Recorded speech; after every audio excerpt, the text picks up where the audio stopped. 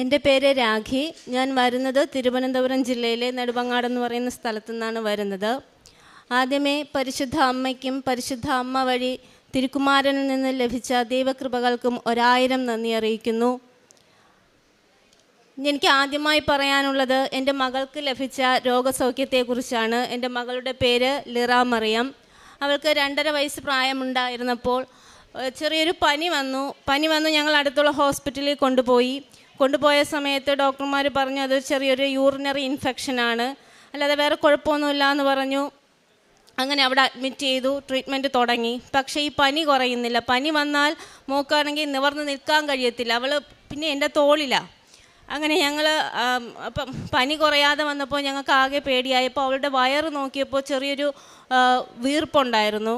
അപ്പം ഇത് ഡോക്ടറിനോട് പറഞ്ഞപ്പോൾ ഡോക്ടർ പറഞ്ഞു നമുക്കെങ്കിൽ സ്കാൻ ചെയ്ത് നോക്കാം. അങ്ങനെ സ്കാൻ ചെയ്ത് നോക്കിയപ്പോൾ അവിടുത്തെ ഡോക്ടർ പറഞ്ഞത് വയറിനകത്തൊരു സിസ്റ്റ് ഉണ്ട്, പക്ഷേ ഇതിൻ്റെ ഒറിജിൻ എവിടെയാണോ, ഇതിൻ്റെ എൻഡിങ് പോർഷൻ എവിടെയാണോ ഒന്നും നമുക്ക് ഐഡൻറ്റിഫൈ ചെയ്യാൻ പറ്റുന്നില്ല. അപ്പം അതുകൊണ്ട് നിങ്ങൾ MRI ഫെസിലിറ്റീസ് ഉള്ള ഒരു ഹോസ്പിറ്റലിലേക്ക് പോകണമെന്ന് പറഞ്ഞു. അങ്ങനെ പെട്ടെന്ന് തന്നെ ഞങ്ങൾ ട്രിവാൻഡ്രത്തിലെ കിംസ് ഹോസ്പിറ്റലിൽ പോയി. അവിടുത്തെ ഡോക്ടർ പരിശോധിച്ചപ്പോൾ ഡോക്ടർ പറഞ്ഞു നമുക്ക് എന്തായാലും MRI ചെയ്ത് നോക്കിയാലേ നമുക്കതെന്താണെന്ന് നമുക്ക് കണ്ടെത്താൻ പറ്റുകയുള്ളൂ. അങ്ങനെ അവർ MRI ചെയ്തപ്പോൾ അതിനകത്ത് ഒരു സിസ്റ്റ് ഉണ്ടായിരുന്നു. അതിൻ്റെ വലുപ്പം 8.5 ഉണ്ടായിരുന്നു. അപ്പം ഇതൊക്കെ കേട്ടപ്പോൾ ഞങ്ങൾക്ക് എന്ത് ചെയ്യണം, ആ ഒരു അവസ്ഥ ഇപ്പോൾ വിവരിക്കാൻ പറ്റുന്നില്ല. അങ്ങനെ MRI സ്കാൻ ചെയ്തു. ഡോക്ടർ ഇതിനകത്ത് നമുക്ക് 3 കോംപ്ലിക്കേഷൻസ് ആണ് പറഞ്ഞിരുന്നത്. ഒന്ന്, ഈ സിസ്റ്റ് അവളുടെ മറ്റ് ഓർഗൻസുമായിട്ട് റിലേറ്റ് ചെയ്തിട്ടുള്ളതാണെങ്കിൽ അതിൻ്റെ ഒരു സങ്കീർണത. പിന്നെ സെക്കൻഡ് വൺ എന്ന് പറയുന്നത് ക്യാൻസറിൻ്റെ ഒരു സാധ്യത നമുക്ക് തള്ളിക്കളയാൻ കഴിയില്ല. പിന്നെ 3 പറയുന്നത് ഈ അവളുടെ മറ്റ് ഓർഗൻസുമായിട്ട് ഇത് റിലേറ്റ് ചെയ്തിട്ടുണ്ടെങ്കിൽ ഇതിനെ നമുക്ക് കംപ്ലീറ്റ് ആയിട്ട് മാറ്റാൻ പറ്റത്തില്ല. ഇതിനെ ഒന്നേ നമ്മൾക്ക് പുറത്തെടുത്ത് വെച്ച് ഇതിൻ്റെ അകത്തുള്ള ഫ്ലൂയിഡോ അതെന്താണോ അതിനെ നമുക്ക് മാറ്റിയിട്ട് തിരിച്ച് വീണ്ടും അതിനെ റീപ്ലേസ് ചെയ്യേണ്ടി വരും. അപ്പം അങ്ങനെയാണെങ്കിൽ എൻ്റെ കുഞ്ഞ് കണ്ടിന്യൂസ് ആ ഒരു ട്രീറ്റ്മെൻറ്റിലോട്ട് പോകേണ്ടി വരും. അങ്ങനെ ഇതെല്ലാം കേട്ട് ഞങ്ങൾക്ക് എന്ത് ചെയ്യണമെന്ന് അറിഞ്ഞൂടാ. അപ്പം ഞാനൊരു സ്കൂളിൽ വർക്ക് ചെയ്യുമായിരുന്നു.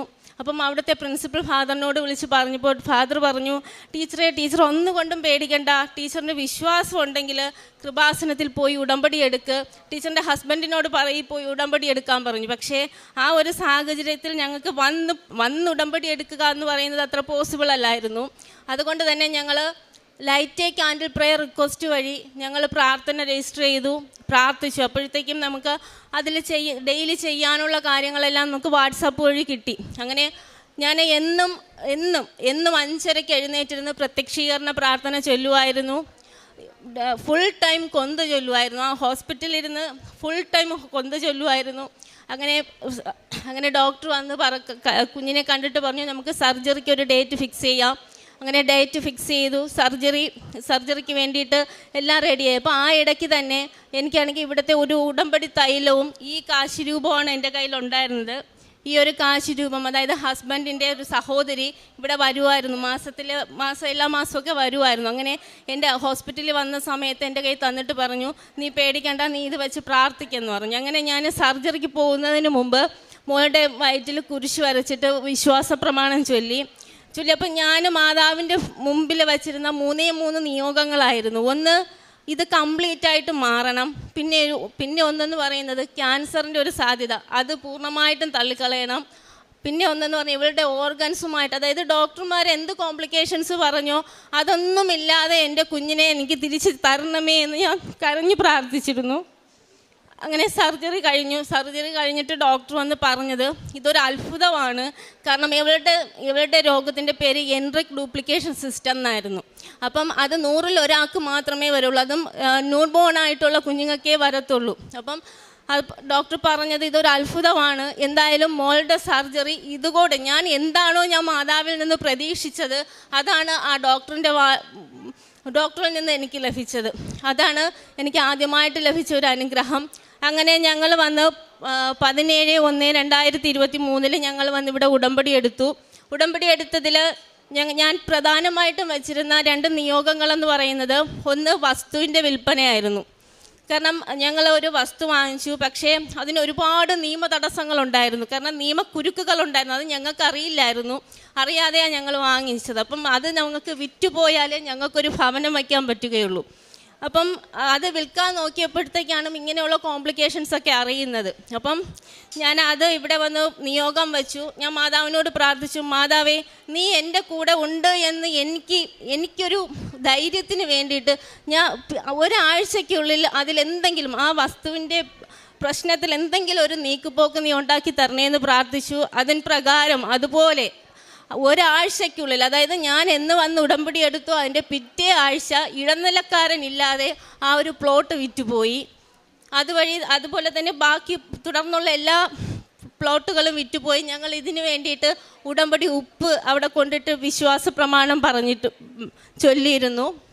അതിന് പ്രകാരം തന്നെ ആ ഒരു വർഷത്തിനുള്ളിൽ, അതായത് സെപ്റ്റംബർ മാസം 16 2024, ഞങ്ങൾ 2023 പണി തുടങ്ങി. 2024 ഞങ്ങൾക്ക് ഭവന നിർമ്മാണം പൂർത്തീകരിക്കാൻ സാധിച്ചു. ആ പുതിയ ഭവനത്തിൽ നിന്നാണ് ഞാൻ ഇന്നിവിടെ വന്നിരുന്ന് സാക്ഷ്യം പറയുന്നത്. ഇത്രയും അനുഗ്രഹം നൽകിയ പരിശുദ്ധ അമ്മയ്ക്കും തിരുക്കുമാരനും 1000 നന്ദി. പിന്നെ ഞാൻ ചെയ്ത പ്രേക്ഷിത പ്രവർത്തനങ്ങളെന്ന് പറയുന്നത്, ഇവിടെ നിന്ന് പത്രം ലഭിക്കുമായിരുന്നു. അതിനെ ഞങ്ങൾ പള്ളിയിലോ കുരിശടിയിലോ കൊണ്ടുപോയി വയ്ക്കത്തില്ല. ഞങ്ങൾ വിശ്വാസ പ്രമാണം ചൊല്ലി ഞാനും എൻ്റെ ഹസ്ബൻഡും കൂടി എല്ലാ വീടുകളിലും കയറി ഞങ്ങൾക്ക് കിട്ടിയ അനുഗ്രഹത്തെ പറഞ്ഞ് ഞങ്ങൾ കൊടുക്കുമായിരുന്നു. പിന്നെ അനാഥാലയത്തിലെ കുട്ടികൾക്ക് ഒരു നേരത്തെ ഭക്ഷണം, അത് സ്നാക്സ് ആയിട്ടായിരിക്കും, അല്ലെങ്കിൽ അതിനുള്ള ക്യാഷായിട്ട് ഞങ്ങൾ കൊടുക്കുമായിരുന്നു. ഉടമ്പടി എടുത്തതിന് ശേഷം എൻ്റെ ആത്മീയമായ ജീവിതം എന്ന് പറയുന്നത് ഇച്ചിരി കൂടി മികച്ചതായിരുന്നു. കാരണം എപ്പോഴും ഒരു പ്രാർത്ഥിക്കാൻ സമയം കണ്ടെത്തും. അതുപോലെ തന്നെ കുടുംബ പ്രാർത്ഥനയിലും മാക്സിമം മുടക്കം വരാതെ നോക്കുന്നുണ്ട്. പള്ളി കാര്യങ്ങളിൽ അതുപോലെ തന്നെ സജീവമായിട്ട് പ്രവർത്തിക്കാനും ശ്രമിക്കുന്നുണ്ട്.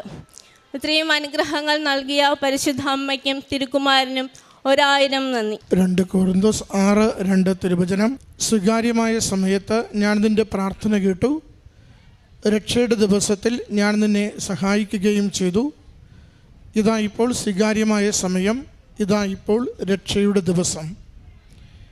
രാഗിമോൾ എന്ന ഈ മകൾ തൻ്റെ 3 നിയോഗങ്ങൾ വളരെ അത്ഭുതകരമായി പരിശുദ്ധ കൃപാസന മാതാവിൽ നിന്ന് സാധിച്ചു കിട്ടിയതിൻ്റെ സാക്ഷ്യമാണ് ഇവിടെ പങ്കുവയ്ക്കുക. ആദ്യത്തത് ലൈറ്റ് കാൻഡിൽ പ്രെയർ ഇട്ടുകൊണ്ട് മകളുടെ കുഞ്ഞിന് വേണ്ടിയുള്ള പ്രാർത്ഥന സമർപ്പിച്ചതാണ്.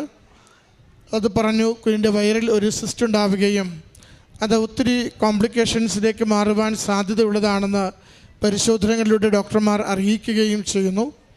പൂർണ്ണ സൗഖ്യത്തിന് വേണ്ടിയുള്ള പ്രാർത്ഥനയാണ് മകൾ ആ നാളുകളിൽ അമ്മയോട് സമർപ്പിക്കുന്നത്. ക്യാൻസറിൻ്റെ സാധ്യത ഇല്ലാതാവണം, മറ്റ് ഓർഗൻസിനെയൊന്നും അത് ബാധിക്കാതെ ഇപ്പോൾ ചെയ്യുന്ന ഓപ്പറേഷനുടെ പൂർണ്ണ സൗഖ്യം, മറ്റൊരു പ്രശ്നവുമില്ലാതെ വീണ്ടും സ്രവങ്ങളൊന്നും ഉള്ളിലേക്ക് കൊടുക്കാതെ അത് സൗഖ്യപ്പെടണമെന്നതായിരുന്നു മകളുടെ നിയോഗവും പ്രാർത്ഥനയും. അത് അമ്മ മാതാവ് പൂർണ്ണമായി ഏറ്റെടുത്ത് കണ്ണീരിൻ്റെ കാലത്തിലൂടെ, ആകുലതയുടെ കാലത്തിലൂടെയാണ് അന്ന് കടന്നുപോയതെങ്കിലും അമ്മ മാതാവ് എല്ലാ ക്ലേശങ്ങളും എല്ലാ വെല്ലുവിളികളെയും പൂർണ്ണമായി മാറ്റിക്കൊടുത്തുകൊണ്ട് കുഞ്ഞിന് പൂർണ്ണ ആരോഗ്യം, പൂർണ്ണ സൗഖ്യം നൽകിയതിനെ സാക്ഷ്യപ്പെടുത്തുന്നു. ഒരു നന്മ കിട്ടി എന്നതുകൊണ്ട് അമ്മ മാതാവിനെ ഉപേക്ഷിക്കുകയല്ല രാഗിണി ചെയ്തത്. രാഗിണിക്ക് അന്ന് ഒരു സ്കൂളിൽ ജോലി ചെയ്യുന്നത് കൊണ്ട് ഒരു ഫോണിലൂടെ ലഭിച്ച അറിവാണ് കൃപാസനത്തെക്കുറിച്ച്. മകളുടെ രോഗസൗഖ്യത്തെ കൂടുതൽ ഉടമ്പടിയിലേക്ക് അടുത്തു വരുവാൻ, ഉടമ്പടിയിൽ ജീവിക്കുവാനുള്ള ആത്മധൈര്യമാണ് കൈമാറിയത്. അങ്ങനെയാണ് കുടുംബം ഇവിടെ വന്ന് ഉടമ്പടി എടുത്തുകൊണ്ട് ഉടമ്പടി പ്രകാരം ജീവിക്കുന്നത്. ആ ഉടമ്പടി പ്രകാരമുള്ള ജീവിതത്തിൽ മകൾക്കുള്ള ഒരു നിയോഗമായിരുന്നു വസ്തു വിറ്റുപോവുക, പുതിയൊരു ഭവനം നിർമ്മിക്കുക എന്നത്. 2 നിയോഗങ്ങളും വളരെ വേഗത്തിൽ ഇടനിലക്കാരില്ലാതെ വസ്തു വിറ്റുപോയതും നല്ല വില ലഭിച്ചതും പുതിയ ഭവനം നിർമ്മിച്ച് പൂർത്തീകരിക്കുവാൻ സാധിച്ചതിനെയും സന്തോഷത്തോടെ മകൾ ഈ അൾത്താരയിൽ സാക്ഷ്യപ്പെടുത്തുകയാണ്. ഉടമ്പടി ജീവിതം നമ്മളെ കുറേ കൂടി ആത്മീയ ബലമുള്ളവരായി വളർത്തുന്നുണ്ട്. ഉടമ്പടിയിൽ നമ്മോട് പറയുക, അനുദിന ദിവ്യബലിയിൽ പങ്കുചേരണം, 2 ആഴ്ചയിലൊരിക്കൽ കുമ്പസാരിക്കണം, വചനം അരമണിക്കൂർ വീതം വായിക്കണം, പ്രാർത്ഥനാപൂർവം വായിക്കണം, ആഴ്ചയിലൊരിക്കലെങ്കിലും ഉപവസിക്കണം, അതുപോലെ കാരുണ്യ പ്രവൃത്തികളിലൂടെ നമുക്കുള്ളതിൻ്റെ ഒരു പങ്ക്, ദൈവം നമുക്ക് നൽകിയതിൻ്റെ ഒരു പങ്ക് മറ്റുള്ളവർക്ക് അവകാശപ്പെട്ടതെന്ന് ബോധ്യപ്പെട്ടുകൊണ്ട് തിരികെ നൽകുവാൻ സാധിക്കാത്തവർക്ക് വേണ്ടി കൊടുക്കുവാൻ എപ്പോഴും തയ്യാറാവണം. അതോടൊപ്പം സുവിശേഷ ദൈവനാമത്തെ മഹത്വപ്പെടുത്തി ജീവിക്കണം, സുവിശേഷ പ്രവർത്തനത്തിൽ പങ്കാളിയാവണം. ഇത് ഉടമ്പടി നമ്മോട് പറയുന്ന അടിസ്ഥാന കാര്യങ്ങളാണ്. അതിനോടൊപ്പം ആഴ്ചതോറും അച്ഛൻ്റെ ഉടമ്പടി ധ്യാനത്തിൽ ഓൺലൈനായി പങ്കുചേരണം, സാക്ഷ്യങ്ങൾ കേൾക്കുകയും അത് പങ്കുവയ്ക്കുകയും ചെയ്യണം. ഡെയിലി പ്രെയറിൽ പങ്കുചേർന്നുകൊണ്ട് ഓരോ ദിവസത്തെയും നമ്മുടെ നിയോഗങ്ങൾ, ജീവിത പ്രശ്നങ്ങൾ, ജീവിതത്തിൻ്റെ ആവശ്യങ്ങൾ അവ വേഗത്തിൽ നിറവേറുന്നതിന് വേണ്ടി പ്രാർത്ഥിക്കണം. നമുക്ക് ഈ ഒരു പദ്ധതിയിലൂടെ ജീവിതത്തെ പൂർണ്ണമായി സമർപ്പിച്ച് കഴിയുമ്പോൾ ഓരോ നിമിഷവും ഒരു ദൈവികമായ ഒരു ആംബിയൻസിൽ, ഒരു ഡിവൈൻ ആംബിയൻസിൽ നമ്മുടെ ജീവിതത്തെ മുന്നോട്ട് കൊണ്ടുപോകുന്നത് മനസ്സിലാക്കുവാനാവും. ക്ലേശങ്ങളിൽ പ്രത്യാശയോടെ ആത്മബലത്തോടുകൂടി ദൈവത്തിൽ ആശ്രയിക്കുവാൻ നമുക്ക് കരുത്ത് പകരും. അതോടൊപ്പം ജീവിതത്തിൻ്റെ ഏതൊരവസ്ഥയിലും ഒട്ടും കൈവിട്ടു പോകാത്ത ദൈവാത്മാവിൻ്റെ പ്രചോദനവും പരിശുദ്ധമ്മയുടെ സാന്നിധ്യവും ജീവിതത്തെ നയിക്കുന്നുവെന്ന് നമുക്ക് അനുഭവിക്കുവാൻ സാധിക്കും. മകൾ പറയുന്നുണ്ട്, ഇവിടെ നിന്ന് ലഭിച്ച ഒരു ചെറിയ കാശുരൂപമാണ് ആ ലൈറ്റ് ക്യാൻഡിൽ പ്രേരിട്ട നാളുകളിൽ എനിക്കെന്നും ബലമായി കൂടെ ഉണ്ടായിരുന്നതും എൻ്റെ കുഞ്ഞിൻ്റെ രോഗത്തിൻ്റെ സൗഖ്യത്തിന് വേണ്ടി ഞാൻ ഏറ്റവും കൂടുതൽ ശരണപ്പെട്ട് പ്രാർത്ഥനയ്ക്ക് വേണ്ടി ഉപയോഗിച്ചതെന്നും. പ്രിയമുള്ളവരെ, ഉടമ്പടി ജീവിതം നമ്മളെ ദൈവാത്മാവിൻ്റെ പ്രചോദനമുള്ള വ്യക്തികളാക്കി മാറ്റുന്നു. പാപ സാഹചര്യങ്ങളിൽ നിന്നും അകന്നു ജീവിക്കുവാൻ നമ്മളെ ശക്തിപ്പെടുത്തുന്നു. അതോടൊപ്പം അമ്മ മാതാവിൻ്റെ സാന്നിധ്യവും സംരക്ഷണവും ഏത് ക്ലേശത്തിൽ നിന്നും ഈശോ വേഗം നമ്മെ സഹായിച്ച് അനുഗ്രഹിക്കുമെന്ന ബോധ്യത്തിലേക്ക് നമ്മളെ കൈപിടിച്ച് നടത്തുകയും ചെയ്യുന്നു. നമ്മുടെ ജീവിതങ്ങളെ കൂടുതൽ പ്രത്യാശയോടെ ഉടമ്പടിയിൽ നമുക്ക് ആഴപ്പെടുത്താം. വിശ്വസ്തയോടുകൂടി ഉടമ്പടി ജീവിക്കാം. അത് നമ്മുടെ ജീവിത പ്രശ്നങ്ങൾക്ക് പരിഹാരമായി അമ്മ മാതാവ് മാറ്റുകയും ചെയ്യും. ഈ കുടുംബത്തിൽ ലഭിച്ച അനുഗ്രഹങ്ങൾക്ക് നന്ദി പറഞ്ഞ് കരങ്ങളടിച്ച് ഈ സാക്ഷ്യം സമർപ്പിക്കാം. അത്യപൂർവ ദൈവാനുഭവങ്ങൾ ഇനി നിങ്ങൾക്കും സ്വന്തം. ഈ യൂട്യൂബ് ചാനൽ ഇതുവരെ സബ്സ്ക്രൈബ് ചെയ്തിട്ടില്ലെങ്കിൽ ഇപ്പോൾ തന്നെ സബ്സ്ക്രൈബ് ചെയ്യുക.